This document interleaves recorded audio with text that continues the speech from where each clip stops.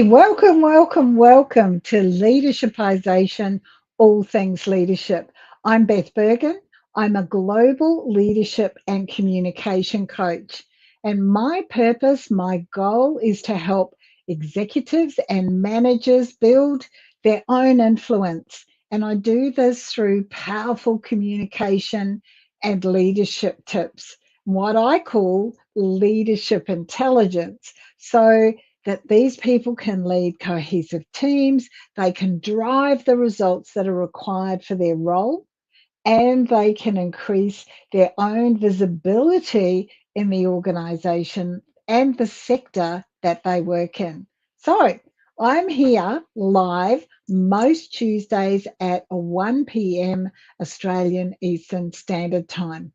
Now, we talk a lot on leadershipization about building your leadership intelligence and building your leadership and your communication skills. And what I also talk about, and I find I talk about this a lot with my clients, is that what got you to where you are right now isn't going to get you up here to where you need to go. What got you here won't get you there. There's this gap in the middle. And this is all about you continuing to build your skills, continuing to grow. And for me, what I know this begins with is with self awareness. Now, many new leaders, and you might be amongst them, many new leaders suffer from imposter syndrome. They're trying to be everything to everyone all the time when they're not feeling as though they're failing. And this leads to stress, it leads to frustration, the sense of failure. They get really tired. And some of the clients that I work with are totally in overwhelm because of what's going on. So today, what I want to look at is 3 key tactics to build your confidence. And I want to build this confidence without you actually losing touch with who you are. Because what's important is that you maintain some authenticity. Okay, so I've got 3 of these. Right, the first one, stop apologizing for taking up space. Stop apologizing for taking up space. Now, we've only got a few minutes today to look at this, but this is actually huge. Very often, this is at the core of our imposter syndrome, and it demonstrates our lack of self confidence without us necessarily even saying sorry a whole lot. So, let me give you some examples of what we say without even thinking about it. Sorry for interrupting. Oh, look, I was just thinking, is it okay if I say something? Now, all 3 of those are things that you probably hear around a meeting table all the time. What happens when you say these phrases all the time is that you signal that your ideas, your opinions, and your presence doesn't actually matter. It's not valuable because what you're starting with is an apology. Yeah? The message diminishes you, it dismisses you before you actually speak. Oh, I'm sorry for interrupting. Or is it okay if I add my thoughts in here? Always what you're actually doing is undermining yourself. So this is an apology without you always actually saying that you're sorry. So I want you to notice when you're saying sorry and when you're not actually saying sorry. So what am I trying to say here? What I want you to do is to try and cut saying the word sorry out of your language, but also try and notice and then stop saying or try and cut these apologies out of your language as well, particularly in meeting situations or in situations where people that will have the potential to become your advocates that you want to notice you, particularly in situations where they're there. It's useful to speak up, yes. It's not useful to actually put yourself down by asking if you can speak up. So I want you to notice those two things and look to replace them with things like this. Thank you. Thank you for your patience. Instead of saying, sorry, I'm late. Excuse me, my thoughts on this are, or simply make the statement without the apology. So rather than saying, is it okay if I say something? Make your statement. My thoughts on this are, and spiel it out. Yeah? You'll be much more impactful as a result of that. The second thing I'd like you to do is this. I'd like you to learn to celebrate the silence. Learn to celebrate the silence. Now, this is all about embracing the silence rather than feeling like what you have to do is fill it. Rather than thinking, oh, this feels a bit awkward, I need to fill this. So why is this important? Well, when you look nervous, when you look uncertain, when you're rushing to justify or explain or to fill up those awkward moments, that's what comes across. You look nervous, you look uncertain. And we don't want you to feel as though you've got to justify and explain or fill the silence. Sit with it. So what I recommend to my clients is that they celebrate the silence by speaking and then celebrating in their head. Now, it might be that you choose a song.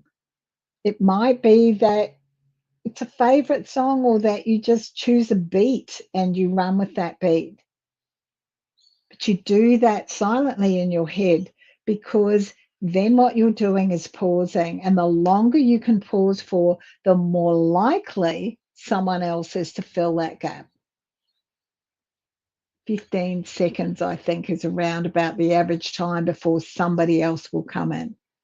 Now, it's not, if you're sitting there looking awkward, if you're sitting there looking uncomfortable, then what will happen is that you'll portray that when you rush to fill that gap. So celebrate the silence and you will have a much more confident presence. It will be a whole lot more confident for you. Okay? Number 3 that we're looking at today is this.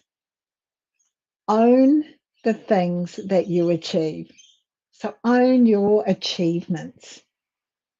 Now, quite often when we look at other people and we think, what are they doing? How did they manage to get to where they've got to? We think, oh, I don't want to behave like that.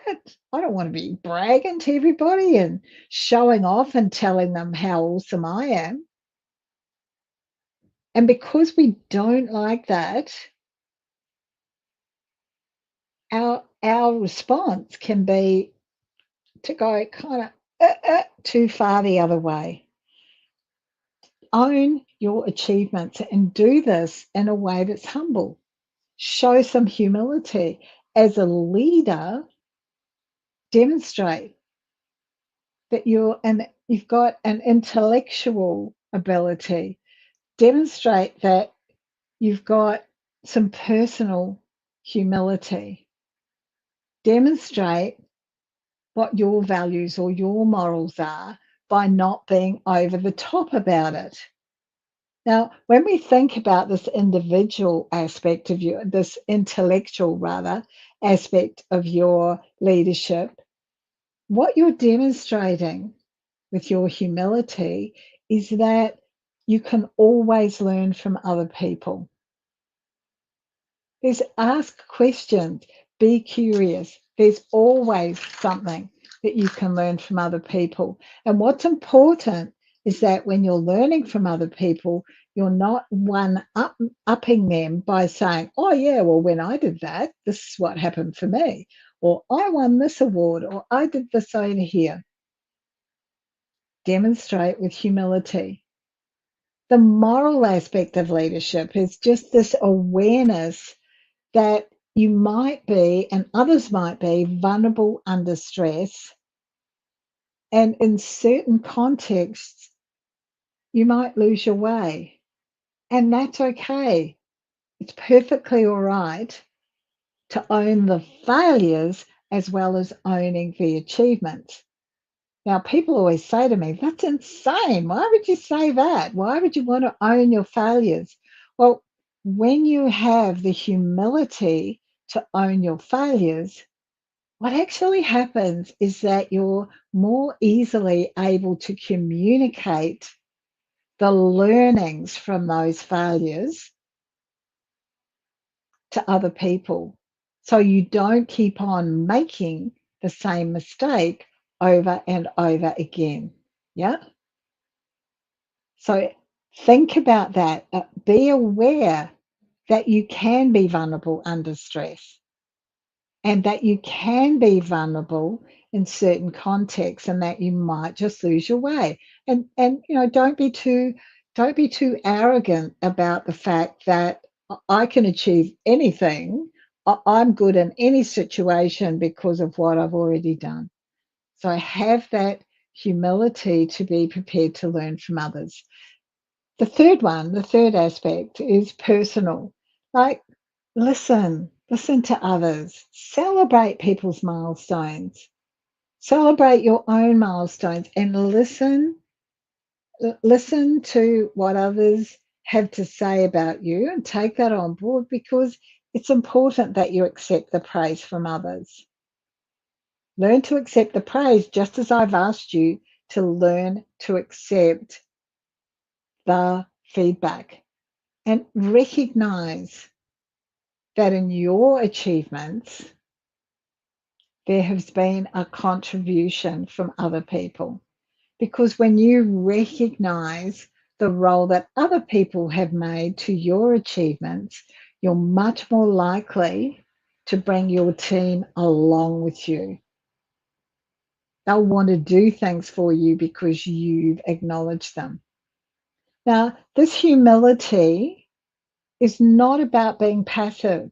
It's not about lacking in self-confidence. It's more about, how to put it? It's more about a really balanced view of yourself. And it's much more about building those positive relationships. As I said before, you have that humility and you bring your team along with you, and they want to spend time with you. They love to spend time with you. It works really well. If your successes are impressive, share them. Don't hide them, share them. Be visible because when you are visible, others will see you as leadership material. When you apologize for yourself, as we talked about with point one, when you apologize for yourself, you're not being visible. You're undermining yourself before you even start. But you want others to see you as a leadership material. When people compliment your work, it's important that you say thank you rather than justifying what happened. But this also can be a good time to acknowledge the work that the team put in. But don't be saying, oh, no, it wasn't any, yeah, it was easy. Yeah, it was no big deal because it was a big deal. Accept the compliment. So that's something that maybe you need to work on, accepting compliments. And then finally, my tip to you here is to maintain a journal. Maintain a journal of your accomplishments and get familiar with them. And the reason why this is so important is because you need examples. You need examples for your interviews, you need examples for applications, you need examples for your CV or your resume. So don't be thinking now, oh, what was that project that I did 12 months ago that we won that award for? Actually, make a note of it in a journal of your accomplishments so that you can go back and have a look at those as you're building your career. All of these tactics, and this is what I love about them, every single one of these tactics will help you to build your confidence as a leader without you losing contact with that authentic you. Okay, if you've got any questions or comments, please pop them on the platform that you're watching this on, and my team and I will get back to you as quickly as we can. If you're watching a replay, love it if you would put hashtag replay, and we'll just reach out and connect with you to see if you've got any comments to share with us as well.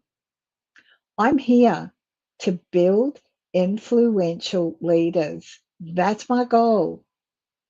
And I do that so that you can lead your team better, so that you can drive the things that need to be driven, and so that you can become more visible and take advantage of opportunities for new projects, for stretch assignments, and potentially promotion, either inside or outside your organization. So reach out if what you'd like to do is build your leadership intelligence, your authenticity, and to become more visible. See you next week. Bye now.